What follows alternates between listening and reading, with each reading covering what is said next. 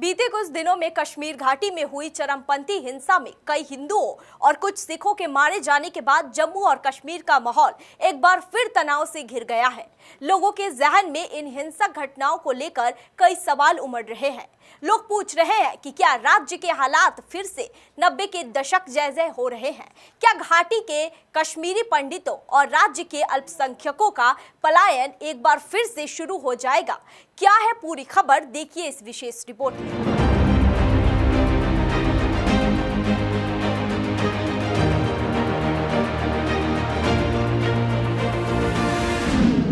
कश्मीर में फिर से निशाने पर पंडित, डर से शुरू हुआ कश्मीर में पलायन, पंडितों और सिखों की हत्या से पसरा खौफ।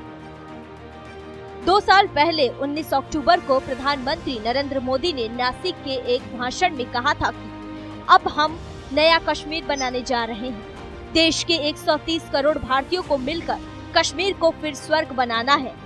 हर कश्मीरी को गले लगाना है।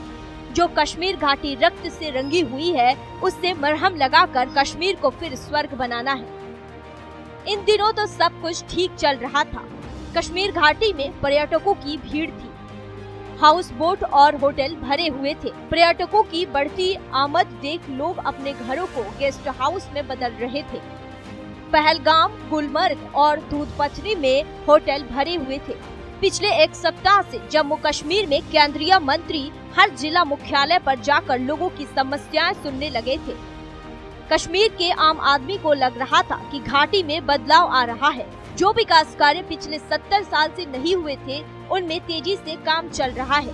पाकिस्तान की खुफिया एजेंसी इंटरस्टेट इंटेलिजेंस और कश्मीर में लश्कर-ए-तैयबा, जैश-ए-मोहम्मद और हिजबुल मुजाहिदीन को ये पसंद नहीं आई। घाटी को फिर लहूलुहान कर दिया। 5 दिन में 7 निहत्थे नागरिकों को गोलियों का शिकार बनाया, जिसमें से 4 अल्पसंख्यक समुदाय के हैं।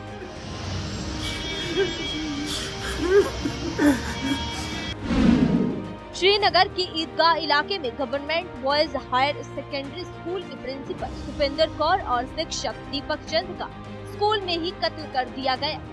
सभी टीचर ऑनलाइन क्लास ले रहे थे। आतंकियों ने सबका परिचय पत्र जांचा, 2 गैर मुसलमानों को अलग किया और फिर मार दिया गया। आपको बता दें, 2 दिन पहले एक ही घंटे में आतंकियों ने श्रीनगर के ख्यात दवा विक्रेता माखन लाल बिंद्रू और बिहार के गोलगप्पे बेचने वाले वीरेंजन पासवान की गोली मारकर हत्या कर दी। आपको बता दें, पिछले 2 दिनों में घाटी के कश्मीरी पंडित और अन्य अल्पसंख्यक समुदाय के लगभग 150 परिवारों ने जम्मू में शरण ली है। हिंदुओं और सिखों के मारे जाने के बाद कश्मीर में हो रही अराजकता लोगों को डराने लगा है। घाटी के हालात 90 के दशक से भी खराब होता नजर आ रहा है। आपको बता दें, लोगों के अंदर खौफ नजर आ रहा है। दरअसल वहां से वापस लौटे लोगों ने बताया कि वहां रहने वाले अल्पसंख्यकों की आंखों में खौफ साफ दिखाई दे रहा है। ऐसे में अब सवाल उठता है कि घाटी के अल्पसंख्यकों को जैसे कश्मीरी हिंदू और सिखों के खिलाफ हिंसा की वारदातों में अचानक वृद्धि क्यों हुई? ऐसा अंदाजा लगाया जा सकता है कि इसके अलग अलग कारण भी हो सकते हैं। क्यों बढ़ी अल्पसंख्यकों के खिलाफ हिंसा? खुलेआम सड़कों पर हो रही हत्याएं। कश्मीर में फिर लौटा 1990 का दौर। कश्मीर में हो रहे हत्याओं को देखकर ऐसा अंदाजा लगाया जा सकता है कि ये हिंसा ठीक वैसी ही है जैसे सन 1990 में कश्मीरी पंडितों को सड़कों पर और घरों में चुन-चुन कर मारा जा रहा था। जिस तरह से श्रीनगर के पूर्व डिस्ट्रिक्ट के सेशन जज नीलकंठ गंजू की हत्या कर खुलेआम सड़क पर फेंक दिया गया था, उनका शव घंटों तक सड़कों पर पड़ा रहा। किसी की हिम्मत नहीं हुई कि शव को हॉस्पिटल पहुंचा दे, क्योंकि आतंकियों ने धमकी दे रखी थी कि जो भी शव को हाथ लगाएगा उसका अंजाम गंजू जैसा ही किया जाएगा। इस बार भी बिहार के गोलगप्पे वाले का शव सड़क पर कुछ समय तक पड़ा रहा। किसी के अंदर हिम्मत नहीं हुई कि लाश को आसपास भी ले जा सके। हालांकि आज की स्थिति को सन 1990 जैसी स्थितियां भी नहीं कहा जा सकता है, क्योंकि आज देश में सोशल मीडिया है जहां लोगों का गुस्सा साफ नजर आ रहा है। और तब यानी सन 1990 में सोशल मीडिया नहीं था। अब खबर आग की तरह फैलती है और कश्मीर की ताजा खबर हर जगह पहुंच गई है। आज देश भर में गुस्सा है।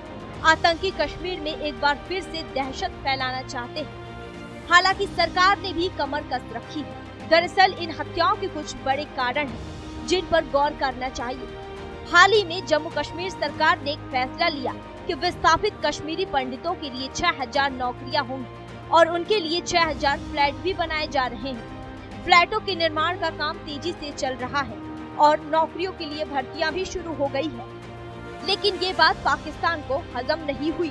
वो चाहते हैं कि कश्मीरी पंडितों की घर वापसी हो। आपको बता दें कि सरकार ने एक खास वेब पोर्टल बनाया है। जिन कश्मीरी विस्थापितों की जमीन, मकान और दुकान पर गैर कानूनी तरीके से कब्जा किया गया है, वे दुनिया में कहीं से भी इस वेब पोर्टल पर अपनी शिकायत दर्ज करा सकते हैं। उल्लेखनीय है कि उनके तहत करीब 1000 से भी ज्यादा शिकायतें दर्ज हुई है। श्रीनगर जिले में ही करीब 700 शिकायतें जिला मजिस्ट्रेट के पास आई है और इनमें से लगभग 90% मामले उन्होंने सुलझा भी दिए हैं। कई लोगों को अपनी संपत्ति वापस भी मिल गई है। इस तरह कई सारे मंदिरों की जमीन पर भूमि माफिया ने कब्जा कर रखा है या फिर उसे बेच दिया है। अलगाववादियों और आतंकियों का मकसद भी यही है और वे घाटी में न्याय की हर कोशिश को बाधित करने की साजिश रच रहे हैं। वे नहीं चाहते हैं कि कश्मीर अपने पुराने सद्भावी दौर में लौटे। लोग भूले नहीं है सन 1990 में जब कश्मीरी पंडितों को निशाना बनाया गया था। साफ है आतंकी फिर सीमा पार करके इशारे पर 1990 की तहत पलायन करना चाहते हैं।